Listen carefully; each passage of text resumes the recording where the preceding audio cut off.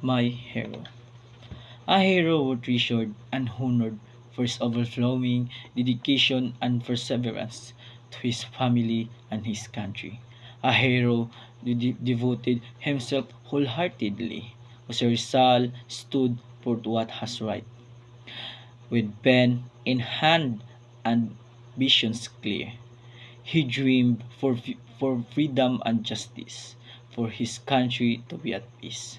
His novels spoke of justice, no limitangere and el filibusterismo. His words for us still remind for our nation's freedom and justice. His legacy forever will stand. Together we can make a difference hand in hand. His sacrifice will never be forgotten.